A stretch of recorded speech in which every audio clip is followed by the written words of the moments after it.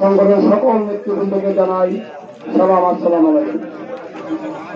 আসলে বক্তব্য ওই কামাল ভাই বলে গেছে, এখানে 12 বছর আগে বক্তব্য দিয়েছিলাম, তখন উনি ছিলেন যুব দলের সেক্রেটারি, আমি ছিলাম সিনিয়র সহসভাপতি।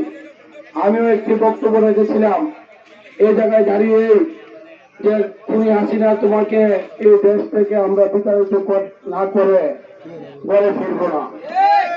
আজকে আমি বলতে চাই, সেই দিনটি থেকে 15টি বৎসর আমাদের উপরে যে নির্যাতন চালানো হয়েছে, আমি বুকে হাত দিয়ে বলতে পারবো এই কসবার আওয়ামী লীগ 15 দিনও টিকবে না যখন এই নির্যাতন চালানো হবে। তারপরও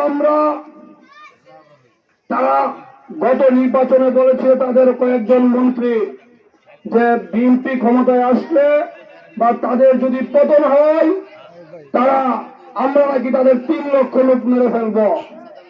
তাদের পতন হয়েছে, হাসিনা দেশ থেকে পালিয়েছে, ওই মন্ত্রীগণ দেশ থেকে পালিয়েছে, কিন্তু আপনারাই বলেন এই দেশে কত লক্ষ লোক মরেছে। তারা আমাদের ভাইদেরকে, আমাদের স্কুলের ছাত্র, কলেজের ছাত্রদেরকে হত্যা করেছে, 1000+ হত্যা করেছে। আমরা তারপরে অহিংস আন্দোলন করে বুকে গুলি দিয়ে, বুকের তদারত্ব দিয়ে এই দেশে গণতন্ত্র ফিরিয়ে এনেছি। সংগ্রামী ভাইয়েরা আমার, আপনারা জানেন এই কসবা উপজেলার এমন কোন ইউনিয়ন নেই যে আওয়ামী লীগ সন্ত্রাসীরা পুলিশ